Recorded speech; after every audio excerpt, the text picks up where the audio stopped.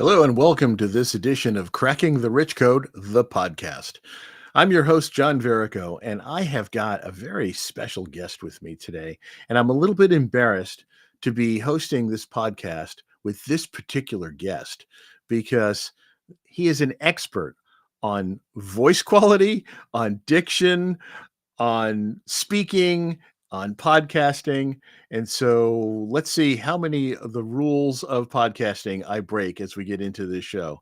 So let me welcome to the show Mr. David Goldberg of Edge Studios in New York City.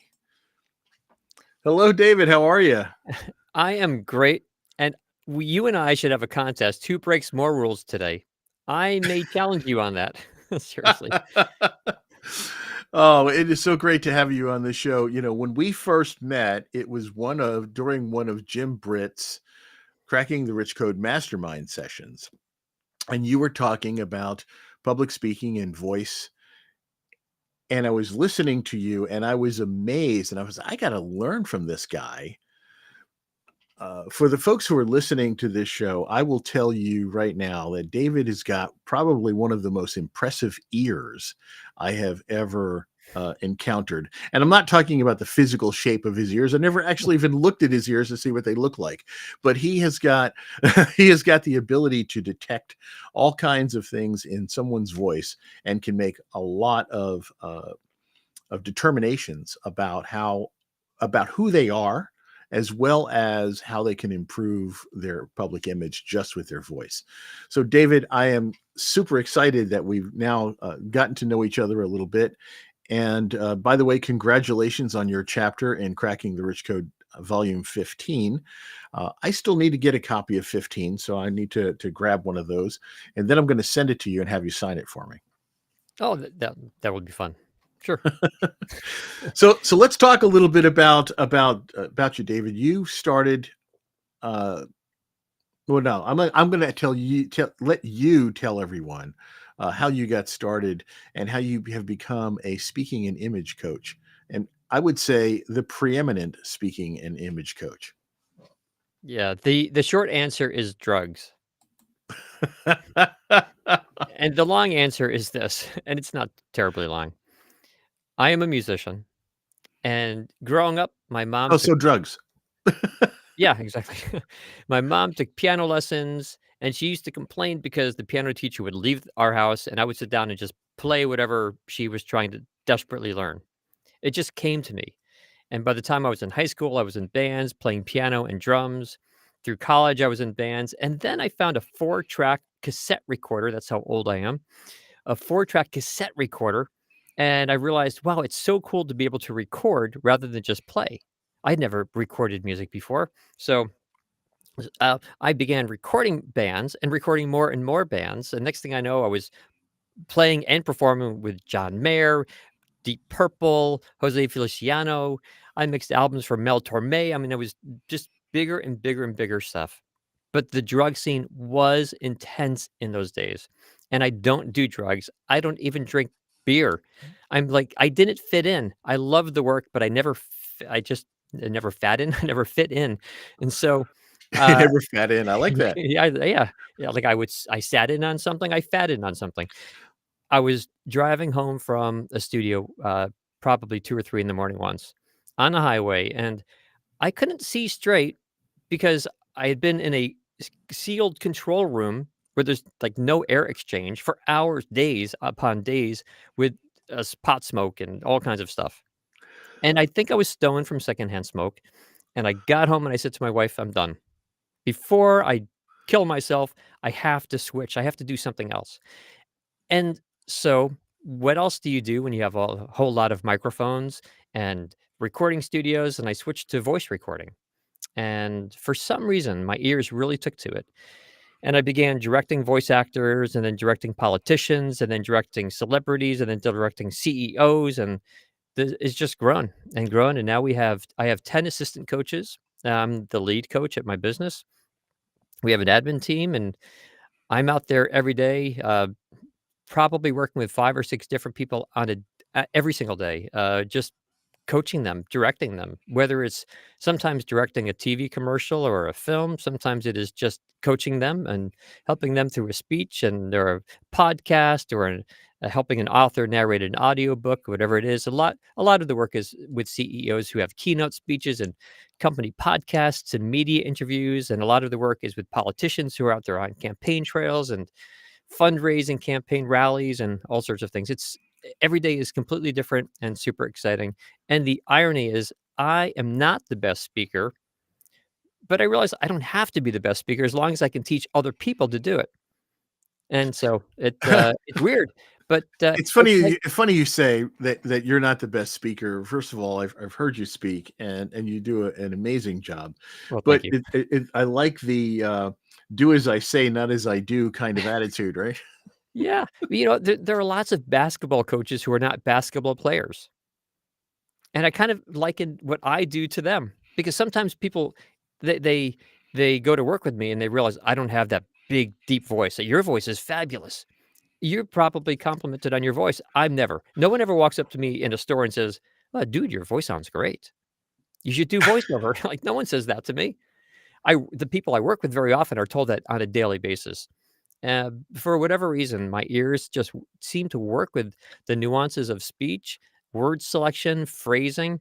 And over the years, I've developed these, I call them vocal adjustments, little hyper specific adjustments that someone can make with their voice that help them achieve whatever it is that they need to achieve.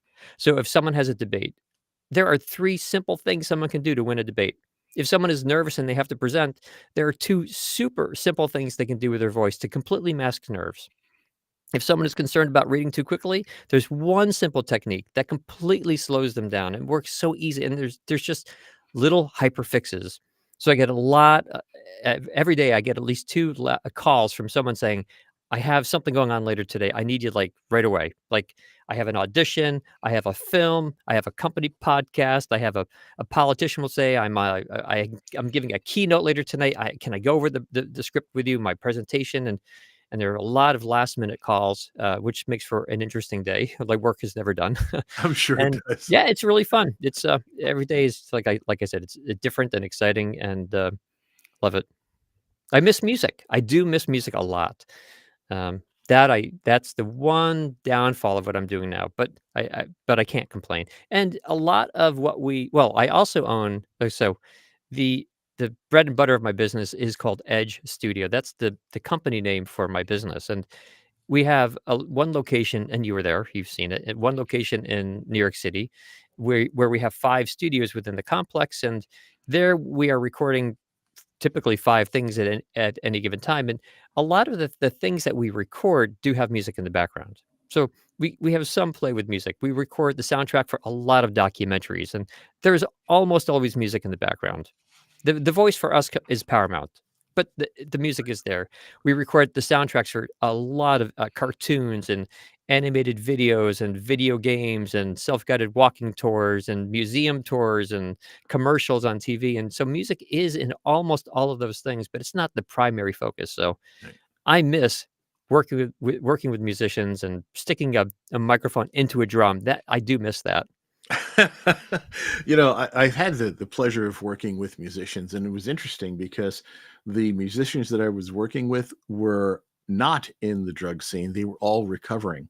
Yeah, The entire there is. band, A the lot entire are these band days. Yeah. were Yeah. recovering. Yes. And so it was Peter Tork from the Monkees, actually. And he had a blues band called Shoe Suede Blues.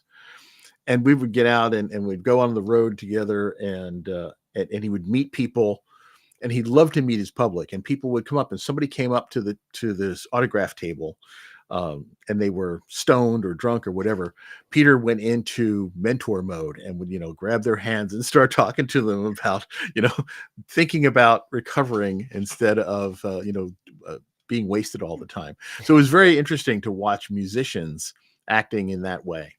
But it was a very interesting time of life. But I understand how music plays such an important role in our lives, as does sound. And I know that you've talked about, I've heard you talk about in the past how important your voice is and how you present yourself. to the way people respond to you. People make decisions really quickly about whether or not they're going to like you and listen to you or pay attention to you, don't they? Yeah, within a fraction of a second, and I do mean a fraction of a second, anyone who meets you for the first time will decide if they like you, if they trust you, and if they would be willing to work with you. That's all unconscious in under a second, and that first impression is critical. So when you are narrating an audiobook, your first word has to be right on, or you lose the listener. If you're giving a keynote Wow. speech, you need to make sure your first word is like really good. It's engaging. And I've just seen the common denominators over the years of like where public speakers go wrong. I have a list of like 5 or 6 things that the average public speaker does when they first get onto stage, for example, or on camera, or even on Zoom. And the first thing they say is not engaging, and it comes down to like 5 or 6 different things. And so when I work with public speakers, I say, let's go over these 5 or 6 things because you don't want to do them. Like definitely not do, like avoid them no matter what happens. And there are easy fixes for these things. There are easy things to do. So you pull in the audience. Your chapter in Cracking the Rich Code, Volume 15, is called, oh, goodness, Speaking of Success. And you talk about some of these things. Why did you choose to write about this for Cracking the Rich Code? Because the whole concept of the book is bettering yourself. It's figuring out how to get more out of life. And one way to get more out of life is to be able to communicate. So you are able to say the things that you want to say. So a great example, I had a conversation yesterday with someone, and they were saying that they really wanted something to happen.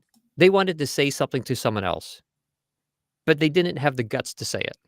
Oh, And because they didn't have the guts to say it, now they just feel diminished. That stinks. And I think that what they want to say is perfectly acceptable to say to this other person, but they are concerned. They're nervous, they're whatever. And I said, "Look, if you present it in this other way, just use the," and I gave them one word to use. "If you present it in another way, it will make all the difference in the world." And, uh, I feel like I should give the example, um, but you it's can just do it generically. yeah, I'm trying to switch it to generic right now is what I'm trying to do in my brain. They were upset that this other person didn't provide them an opportunity. And what they wanted to say to this person is, "Why didn't you provide me with the opportunity? You told me you would provide me with the opportunity, and you didn't." And I said, "Instead of taking that attitude, which will only make the other person defensive, just make it about being better. Say to them, hey, since I wasn't provided the opportunity, I'd love to find out how I can get that opportunity next time. What can I do differently so you think of me next time? I'm confused why it didn't happen." And now the other person won't be defensive. Just say, "I'm confused. I wanted to have that opportunity. What can I do so it happens next time?" And that opens up an easy dialogue for a conversation. There are little things you can say, little words you can use that make a big difference. And so yeah, this whole chapter or this whole book is about getting out of life what you want to get out of life. And if you are scared to say what you want, then you don't get what you want.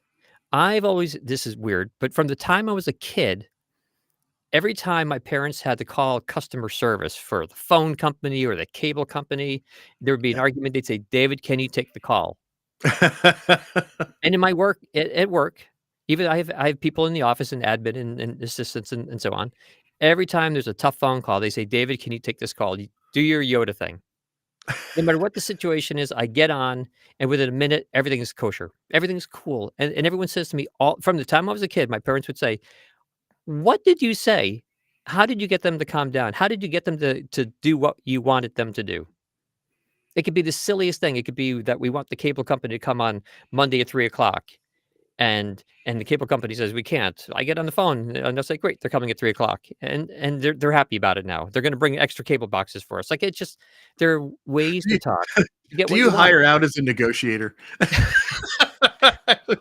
No, I maybe that, if I ever retire, I don't think I will, but that would be something I could do. Yeah, it can work. And I'm teaching my last night, I was really proud of my older son. He's 17. and we are having a problem with the cable right now, and he wanted me to call, and I couldn't call last night. I just had a bunch of things going on with work. I needed to catch up on emails, and he kept saying, "But dad, you need to call." And I said, "I can't." I said, "You can call." He said, "But I don't know what to say." I said, and we talked about what to say, and Mhm. he got on the phone and he called and he kept putting them on me saying, "So what should I say?" And I'd say, "Tell them this, tell them that." And he got exactly what he wanted, what we need for our house. It was great. Easy changes. And so that the whole concept is bettering your life, getting out of life what you want, figuring out how to make your life rich, thus cracking the rich code. That is absolutely brilliant. And when Jim Britt first reached out to me and asked me to be in the book, and I was like, cracking the rich code. That's about making money. I haven't cracked that code myself. I'm I'm in my 60s and I'm working on my second million. That's because the first one didn't work out, so I decided to start over from scratch. But when the realization hit that it's about richness of life Mhm. and not about stuff and accumulating masses of things and money, I was like, okay, I understand this. And when I saw what your chapter was about, and like I said, I haven't had the chance to read it yet, but I know you have a sample of it on your website. When I saw that, I'm like, well, this is really, I mean, David, your advice is always, spot on in helping people to improve their public image by the way they use their voice, by the way they speak, the words they use, and all of that great stuff. And I'm thinking, well, that's an interesting thing to put into a book about rich life. And then it clicked in the back of my brain and went, of course it is. Of course it is. Mhm. So thank you for putting that out there and for deciding to address that particular topic. That's not something that people do very often. No, I don't understand why public speaking is not taught. It's not I mean, it is taught, but barely. It's not taught in public schools at all. But There not as a mandatory topic anyway. I mean, there no, are there are, clubs and the extracurricular stuff, yes, but there's there's a not. debate club and things like that, Yep. but it's not part of the everyday, curriculum at grade school. And so kids get up, my younger son who's 14, he's like my old 17-year-old. They've gone through school, public school, and they give oral presentations and they spend their time working on the words to say. They spend their time on the pictures that they'll flash on the screen, the PowerPoint Mhm. presentation. They take English class, and in English class they learn to read books and talk about write reports, but not talking. Right. There's not the focus at all on communication, We verbal, we had spoken show and communication. tell in my day. Yeah, and it's crazy to me because human voice is the most direct form of communication. That is the most the best way to connect with someone is through your voice, voice to voice. And it's not done, it's not taught. And so give oral presentations and we go to the auditorium, my wife and I will go and all the parents go and kids race through their presentation or they're completely nervous about their presentation or they stumble through their presentation. Of course, they're scared by public speaking because they've never learned how to do it and they're being thrown up onto a stage being told to do it. I would be scared if I was thrown up on a stage told to play oboe or clarinet because I don't know how to play it. How like I would be scared and that's what we're doing to kids. Our older son now going to college, they have interviews for colleges, interviews with college recruiters, internships, summer jobs, and the school never talks about how to interview well, Wow.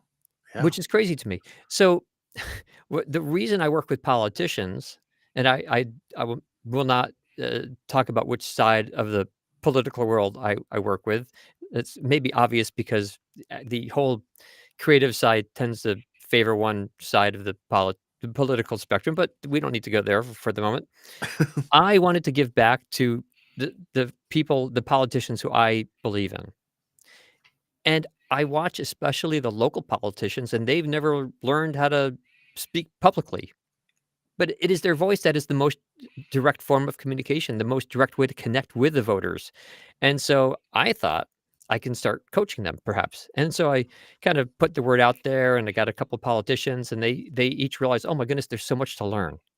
They can come across so much better So they put me in charge of more politicians and then more, and then I was working with the DLCC, and now the DLCC I just that gives away which side I vote on, sorry. But the DLCC now organizes these group calls with up to, like, 30 politicians at a time, which is really cool. They referred me to the DNCC. Now I spoke with them, and it's exciting, and through all of this, all of these groups say that, "Yeah, we train politicians." And I say, "But do you train their voice?" And they always say, "Well, no." And I say, "What do you teach politicians when they're running for governor or selectman or whatever, whatever the title is?" They say, "Well, the politicians learn how to walk on stage, they learn how to dress, they learn how to get in-kind support." And I say, "Yeah, but there's nothing about voice." And they say, "No, no, we don't talk about voice." Shocking to me. So I focus a lot on politicians, and same with CEOs, like I said earlier. Those are my 2 biggest groups, and, well, authors too, I think. Authors, celebrities, I guess there are a lot of groups. I I was don't gonna know. say Oh, fun. the list of groups is growing. Yeah, yeah, it is, yeah. People. I focus on people.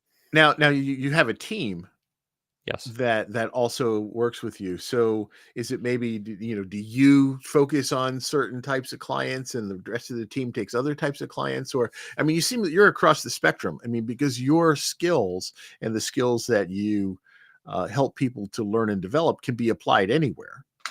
They can, yeah. So my assistant coaches mostly work in the voiceover area because that's the main focus of my business. If you go to the website, it's clear that it's a voiceover business. And so most of the studios are recording voiceover. But even if it's an audiobook, if a CEO or an author is reading their own audiobook, that still falls under voiceover. And politicians now, when we end up recording a lot of politicians for their advertisements on TV, when they run political ads and campaign rallies and fundraising videos, we end up recording those things, and that all also falls under voiceover. And then we typically I would direct the person through that recording session. My assistant coaches do a lot of the coaching for regular voice actors, meaning the vast majority of voice actors who are out there just narrating everyday commercials and videos and corporate training videos and e-learning programs and things like that. That is such an important skill that you are working with for people. And really it could be life changing if somebody can change the way that they present themselves. There's no doubt about that.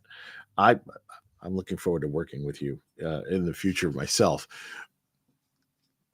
Were you talking about voiceover work? And you're talking about people doing audiobooks and things like that, and also for commercials. You also have found a way to make this applicable for even the way people have a Zoom call or a telephone conversation or are interviewed by the media. This all comes in so handy. If you were to give just one nugget of advice to people who are either looking to give a speech or to do an interview, what would you recommend? If there's only one piece of advice, that's really I know I hard. made that was a difficult question. I realize that. Yeah, it so depends on the person. Oh my goodness. I'm trying to think of the one thing. There are probably a handful of 4, 5, 6 things which are really overarching. Like they apply to every speaking situation. If I had to give one, maybe the thing I'd say is really to tailor your voice to the audience, the setting, and the situation. To talk differently to different people.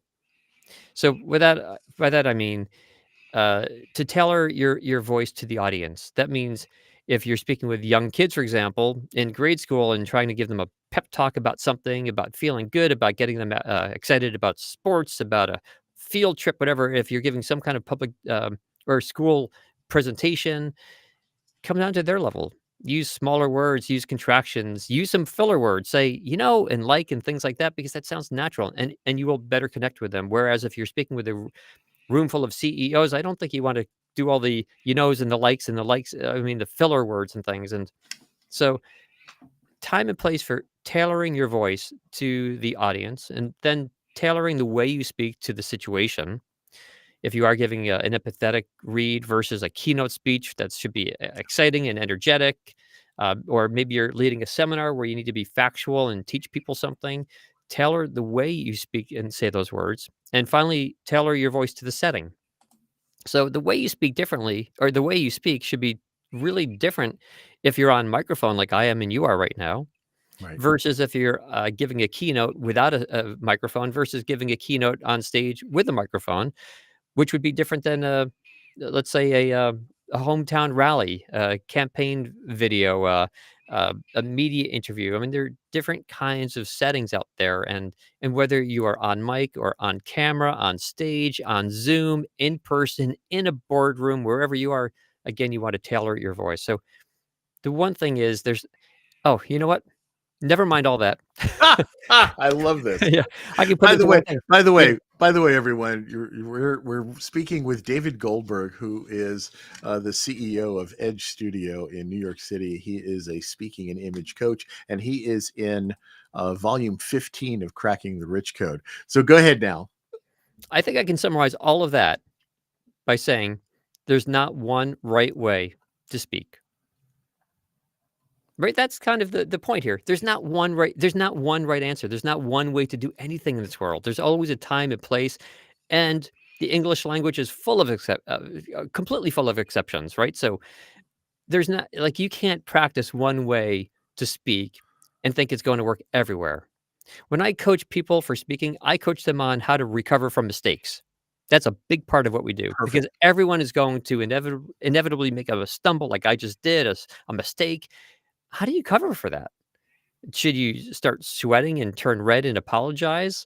Should you just make a little humorous joke and move on? I mean, it's being comfortable on stage. I guess that's the second thing. I don't know. You asked for one thing. I'll stop where I was. You know, you're such a font of advice, and every bit of it is a nugget of treasure. I'll tell you that. So people should definitely pick up Cracking the Rich Code Volume 15 and read your chapter. You also have your own books out, Yes. so you can go ahead and tell us a little bit about your own books. I never intended to write books. It was never a thought. I just had lists. I had a running list of these vocal adjustments that I spoke to earlier, right? Just if this happens, then do this. If you're speaking that way, do this thing. And that list kind of grew and grew. And eventually one day I said, I think I need to put like a little outline at the top of my Word document so I can kind of jump, like anchor it to different sections of this 10-page, then eventually 20-page, and then 30-page document. And eventually got up to I think 121 pages, and I said, maybe I should just publish this thing. And it's sold a lot of copies. I'm really surprised how many copies are out there. And I'm just finishing a new book, which I'm very excited about, called Speaking on and Off the Job. Ooh, Yeah, that's not the official title. It's somewhere around there. working title. Yeah, Yeah. it's a working title, yes. And that also began as just a list, just a bunch of ideas and things. And that's a lot about word nuance and taking whatever you have to say and finding a or putting a positive spin on it. Just it's a whole book of bullets, by the way. There's not even a paragraph in there. It's all, if you want to say this, here's a different spin on it that might get you much further. Like, because when you speak, the whole concept of speaking is to either communicate and you want the person to listen to you, or your goal is to speak and have someone do something for you, right? Yeah.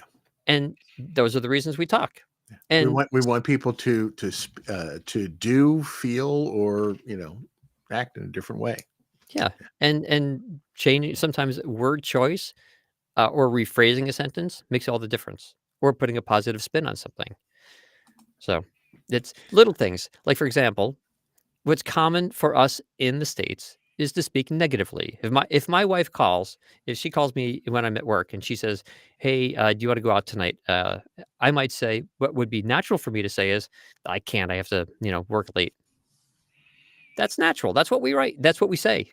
But what happens if I say, "You know what? I'd love to. Can we do it tomorrow night because I have to work late tonight?" It's such a nicer way to put it, because if I just say to her, "Nah, I can't. I have to work," then she feels diminished.